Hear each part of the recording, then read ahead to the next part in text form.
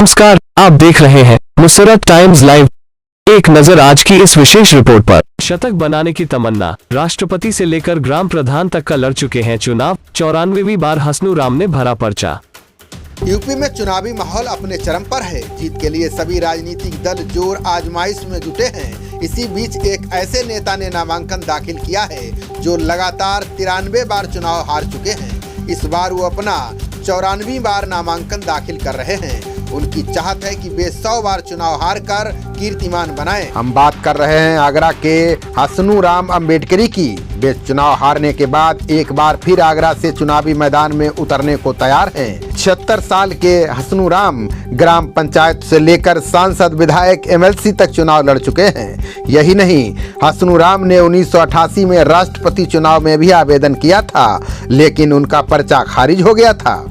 हसनू राम ने ये प्रण लिया है कि जब तक जीवित रहूंगा चुनाव लड़ता रहूंगा। इस बार वो 94वां चुनाव लड़ रहे हैं। खास बात यह है कि वे सिर्फ हारने के लिए ही चुनाव लड़ते हैं। आगरा की खेरागढ़ तहसील नंगला रामनगर दूल्हे खां के रहने वाले हसनू राम अम्बेडकरी एक जुनूनी व्यक्ति हैं। 1984 में लखनऊ में उनकी मुलाकात एक विधायक से हुई थी। विधायक से किसी बात को लेकर उनकी बहस हो गई। विधायक ने हसनू राम से कह दिया कि तुम तो BSP के आदमी हो, क्या तुम मेरे खिलाफ चुनाव लड़ सकते हो? बस यही बात उन्हें घर कर गई और सब कुछ छोड़कर वे चुनाव की तैयारियों में जुट गए। चुनाव लड़ने के इच्छुक हसनू राम अम्बेडकरी को BSP के कुछ नेताओं ने भरोसा दिया कि तुम अपनी नौकरी से इस्तीफा दे दो तो तुम्हें पार्टी से टिकट दिलवा देंगे। हसनू राम उस समय राजस्व विभाग में अमीन के पद पर कार्यरत थे।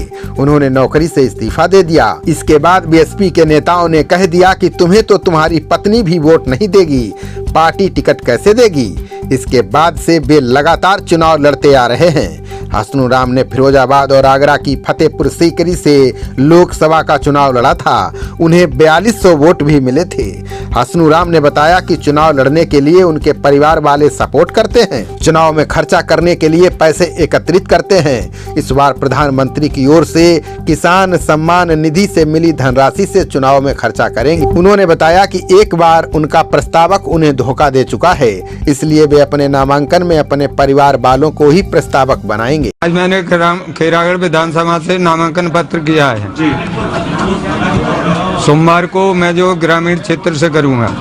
अच्छा, अब तक आप विधानसभा, लोकसभा, MLC, जिला पंचायत, ग्राम पंचायत, क्षेत्र पंचायत, ब्लॉक प्रमुखी, वार्ड मेंबरी, गांव की जो और ये टाउन एरिया एवं वार्ड नंबर 36 से पार्षद का इतिहास, क्रय विक्रय, कोऑपरेटिव सोसाइटी इत्यादि से महत्वपूर्ण चुनावी। आपका मोटो ये रहता है कि आप हमेशा हारने के लिए नामांकन करते हैं, इसके पीछे की क्या वजह? मेरा उद्देश्य यही है कि मैं हारता रहूं, जिससे आप लोगों के बीच में रहूं। और जीतने के बाद में फिर मैं आपको पहचान भी नहीं पाऊँ, अन्य लोगों की तरह मेरी भी पहचान अलग से हो जाएगी।